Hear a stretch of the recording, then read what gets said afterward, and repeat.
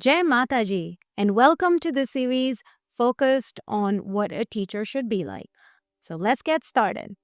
The previous session, we learned that nothing can really be taught, and we focused on consulting with the child's mind in his or her growth, and then we focused on where we need to get started in the learning journey. In today's session, we will focus on the approach to education, qualities of a teacher, and letting children make some choices.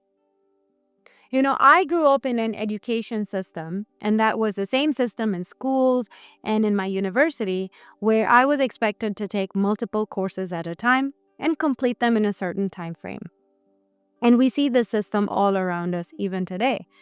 And in support of the system, people say that children usually have a short attention span, so it makes sense to break down whatever they need to learn in small bits and pieces and then give them a variety so that they don't get bored. Now, Mother was completely against this approach, and her recommendation was to go back to the older systems where a child learns 1 to 2 subjects at a time, and they're only focusing on the learning of those subjects and will move on to another subject once they complete whatever they need to learn. And then she also said, if you're only giving a child 1 to 2 subjects that they have to learn, then you're better off giving a child a subject that they're interested in. For example, if you have a child who's interested in learning woodwork, then there's no point of focusing the child to learn about geography at the same time. She said the true art to teaching is to lead a child step by step and keeping them interested so that they will learn something new and retain what they have learned better. Now, Mother also didn't believe that there was any need to rush a child in learning. Learning is a lifelong process, and if a child needs more time to learn something, that's okay. It's not the end of the world if a child took 2 extra years to complete his courses, because her focus was more on quality than on quantity. And so when we take a look at the education journey and the fact that a child is going to be surrounded by a teacher for this learning, there are certain duties and qualities that the teacher must have. And today I'll go over 3 of those and we'll walk through them step by step. The first one is that a teacher must help the child know himself or herself. The teacher must help the child know what the child is capable of. And in order for a teacher to do that, it goes without saying that the teacher also must have gone through the same process for himself or herself. The common statement that we say, don't preach what you don't practice, right? So in order for a teacher to do that, a teacher also must have gone through the process. So a teacher must spend time just observing the child. A teacher should take notes about what the child is interested. Among all the students that the teacher has, the teacher sees 2 or 3 students that are hungry to learn, then the teacher must then focus on just those 2 to 3 students and challenge them in different ways while the other students are still trying to get to that level. The second step is a teacher must know what kind of students they want. Most teachers want good students. So they want students who listen to them. They want students to complete their homework, read books, and in that way, the teacher's life is easy. But remember, the job of a teacher is not just to get good students. The job of a teacher is to help a child take interest in something and then learn through whatever they're interested in. And that is not the same as interesting the students to keep them busy. Now, sometimes this can be a challenge because they're children who are rebellious. But even in rebellious children, there are potentialities within them. They just need to be redirected and expressed and used towards noble causes. So teachers must have the patience and persistence to identify those qualities and direct them accordingly. And the third point is that a teacher must be more hardworking than the student. See, if you want to bring out the best in others, you have to work more to guide them. And so to do that, The teacher must actively go into the mind of a student and understand the child through the mind. So a teacher must understand what is happening in that child's mind.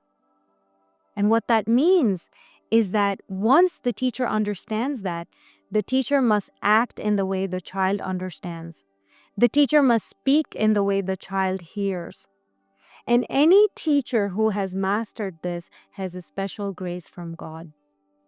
So knowing all of this, so parents, I ask you once again, are you looking for these qualities when you send your child to school?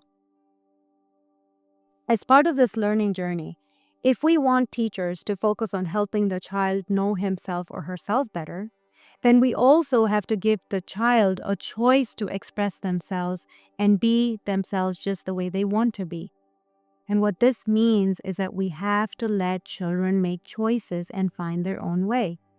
So Mother called this learning approach free progress. And she said that any children who stand out, who are exceptional, those are the children who are hungry to learn and ready to grow, should be given the option to decide to do whatever they want to do. And sometimes, if that means they want to temporarily being lazy, then you have to let the child be lazy. That's a concept that most parents will not like, but in reality, if that's what the child wants, then you have to give it to them. Of course, at the same time, you have to explain to the child that as they learn, their brain is also growing. So the best time to learn most things is in the youth. But if you tell that to the child, and even after that, if they just don't want to learn something, that you cannot force it to them. Now, as a parent or a teacher, you still want to make sure that you're teaching them enough so that they're not becoming animals, right? But once you've taught them the basics that they need to learn, you have to remember one thing. You can't force anyone to learn anything unless they are ready for it. And with that, you also have to present to them the consequences they will face.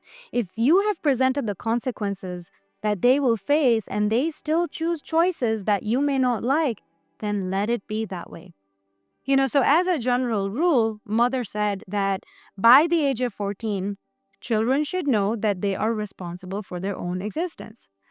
Parents, you should only advise your child if they ask, and after that, you should just let them do whatever they choose to do. The reason Mother wanted children to have a choice in doing whatever they want to do is because her goal was to see that the day you choose to do something, you do it wholeheartedly. And sometimes you have to learn this approach and you have to get there, and the way may be hard. But once you decide to do something wholeheartedly, you will be disciplined, you will be sincere, you will be open to learning from others, and with that, you can make mountains move. And that is what Mother was striving to get for out of all the children. There's a lot of people we see around us who say, well, I have to maintain a relation with this person because I have to. And I often ask them, well, why do you feel like you have to? Why is it that you don't want to? The day you want to maintain relationships with others, you will realize that your relationships are going to be different. You won't have this burden that is making you feel like you're forced to do something that you're not comfortable to do. When we think about this journey where we are trying to manifest God within us, God gives us a choice. And the day we choose to hop on this journey, God wants us to do it willingly. God doesn't want us to do out of something that is forcing us to do. And with that, we're at the end of today's session. Just to summarize, today we discussed approaching education by doing a little things at a time versus many. We discussed implementing the qualities that a teacher needs and what the role a teacher will play. And we discussed allowing children to make the choices and express themselves the way they want to. Thank you for listening. I hope you enjoyed, and I will see you next time. Jai Mataji.